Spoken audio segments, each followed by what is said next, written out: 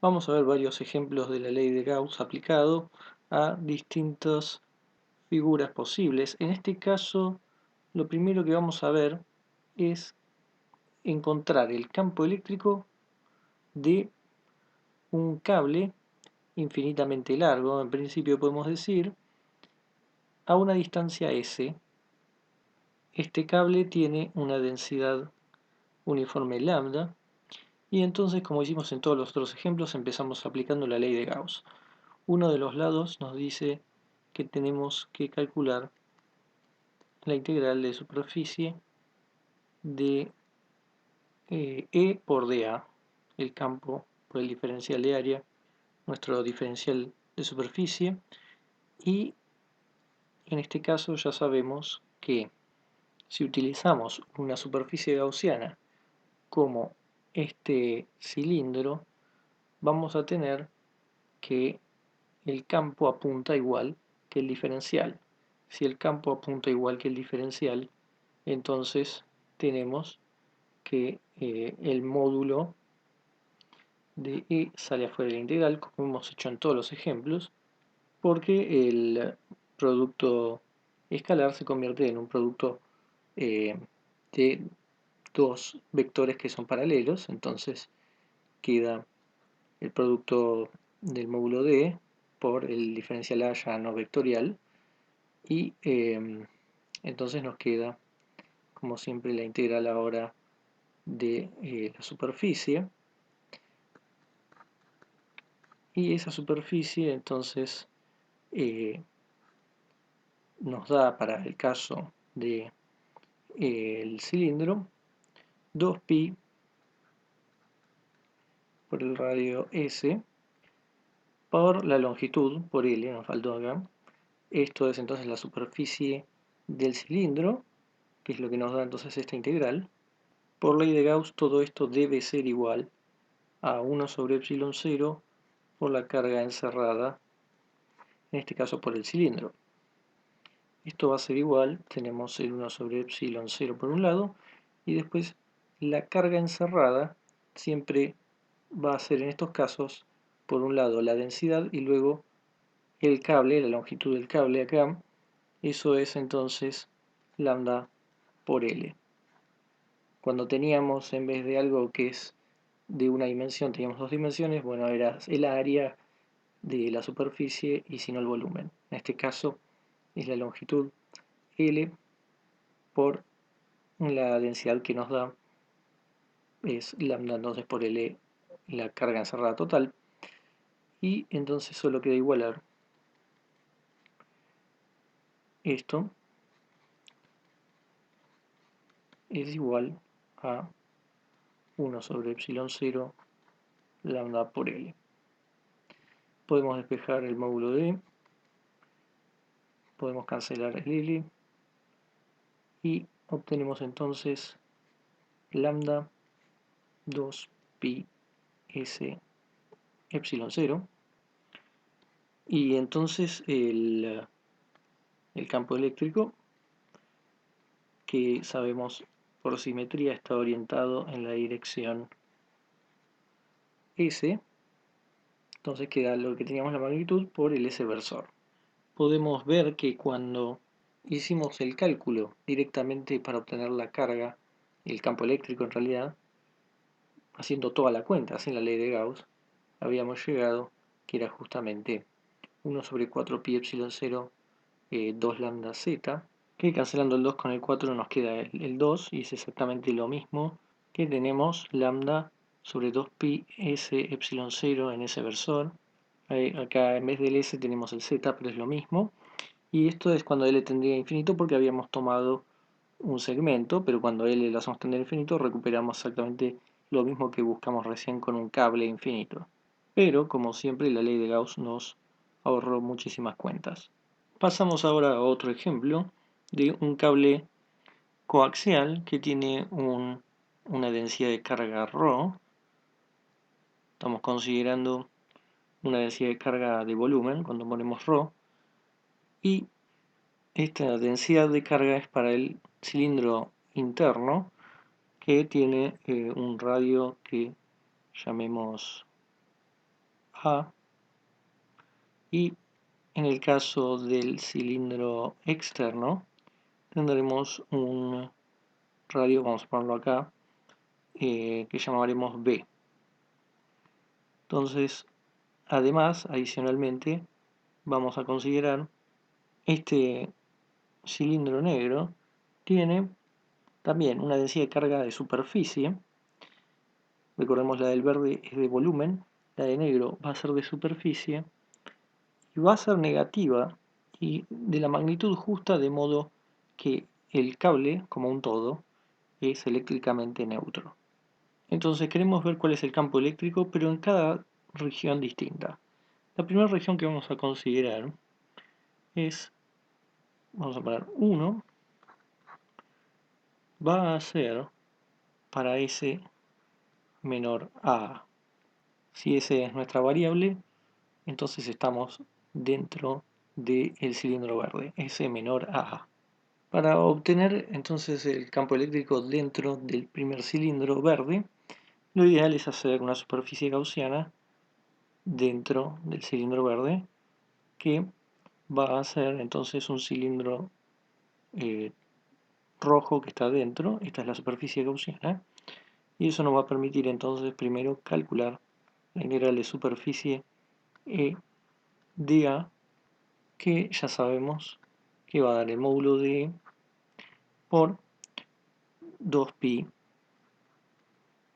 S, que es el radio que estamos asignándole variable, por supuesto, pero siempre que sea menor a, para el cilindro gaussiano. Y por supuesto, no olvidar, vamos a ponerle una longitud L. Esto mide L.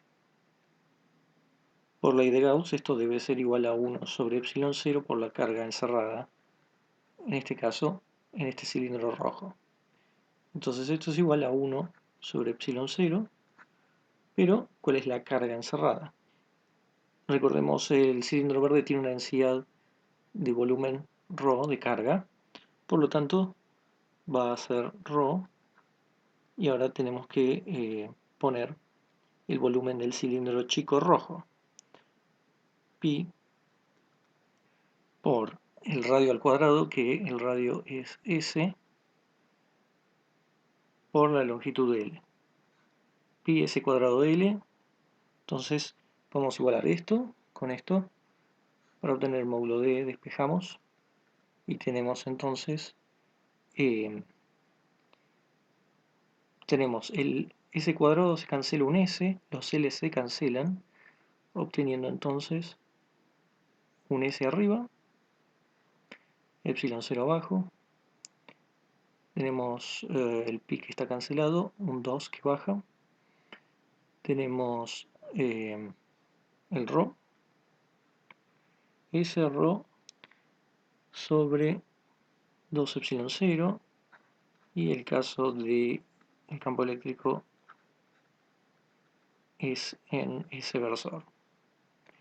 Ese fue el primer caso. Vayamos al segundo caso. Ahora, el segundo caso va a ser que S esté entre A y B. El mecanismo a tomar es el mismo. Tenemos la integral de SE por dA. Pero, ¿qué superficie gaussiana conviene utilizar ahora? Si cuando queríamos saber el campo eléctrico dentro, nos convenía utilizar un cilindro adentro, de modo que la ley de Gauss, no importa cuánto agrandemos este cilindro, pero hasta el límite de A, ahora lo que conviene es usar un cilindro que llegue hasta el límite de B. De esa forma vamos a tener dentro de estos límites entre A y B cuánto vale el campo eléctrico utilizando la ley de Gauss de esta forma. Entonces armamos un cilindro, vamos a dibujarlo de esta forma, de modo que parezca que es más grande. Este cilindro entonces ahora también vamos a decir que mide L, y vamos a decir que el radio que tenemos es S otra vez, y ahora podemos hacer las cuentas. Entonces, 1 sobre epsilon 0 por 2 pi r, que es 1 sobre epsilon 0 abajo, sobre 2 pi r, que es 1 sobre epsilon 0 arriba, esta integral otra vez va a dar módulo de por, y ahora antes teníamos 2πsl. En este caso también vamos a tener 2πsl porque sigue siendo el área de este cilindro, nada más que ahora S está entre A y B. Por otro lado, esto debe ser igual a 1 sobre epsilon 0, la carga encerrada, pero ahora está encerrada con un poco de lo verde y sale afuera. O sea, mejor dicho, todo lo verde y un poco de lo de afuera podemos llevarlo hasta el límite de antes de B. En ese sentido, la carga encerrada, entonces otra vez, primero tenemos la densidad de carga ρ, pero ¿hasta dónde tenemos carga? Tenemos carga hasta lo verde. Eso significa entonces que tenemos que tomar el volumen entero, ahora sí, del cilindro verde. Eso es, en vez de pi s cuadrado L, pi a cuadrado L. Porque si estamos considerando la carga de volumen de lo verde, entonces eso es toda la carga que hay. Después recién habrá carga en la superficie negra. Pero hasta acá estamos tomando toda la carga que tiene lo verde. Una vez más podemos despejar entonces porque tenemos que módulo de 2πsl es igual a rho pi a cuadrado L sobre epsilon 0. Cancelamos los pis y entonces nos queda que el módulo de E es igual a rho a cuadrado L epsilon 0. Vamos a cancelar el L también, así que este L se va y abajo queda un S y este 2. Rho a cuadrado sobre 2 epsilon 0 S y L queda también en ese versor. Vamos con el último caso, que es entonces ahora es S mayor a B, ya directamente. Queremos todo el cable directamente, así que la superficie gaussiana que vamos a tomar va a ser directamente un cilindro que sea más grande que todo el cable. De esta forma entonces volvemos a tener acá L y un radio S. Volvemos a calcular la integral de superficie E por dA. Otra vez tenemos que el módulo D va a salir afuera y la integral de diferencial A es directamente la superficie del, del cilindro rojo, que sigue siendo como siempre 2πsl. Acá no hubo nada raro porque nuestro cilindro hace que tengamos paralelo el E con el de A, L sale, 2πsl. El tema es que ocurre cuando igualamos a 1 sobre epsilon 0 por la carga encerrada. Porque la carga encerrada ahora, si dijimos que el cable es neutro, no hay carga entonces. Todo esto es cero. De modo que todo es cero y eso significa, en el fondo, que la carga eléctrica de todo el cable, o sea, para S mayor a B, es igual a cero. Tenemos en resumen que para S más chico que A asciende linealmente. Cuando tenemos S entre A y B, es como 1 sobre S. Y luego, para S más grande que B, es directamente igual a cero. Eso lo podemos graficar y tenemos justamente como asciende linealmente, luego baja como 1 sobre S y luego cae directamente a partir de B para la parte donde es neutra, que es igual a cero. Sube la carga en el interior del cable verde, baja cuando sale hasta donde salimos de la parte negra donde neutraliza todo. Positiva, baja un poco y luego 1 es directamente igual a cero. Tenemos entonces de esta forma las distintas partes de la carga para un cable coaxial, que es muy importante.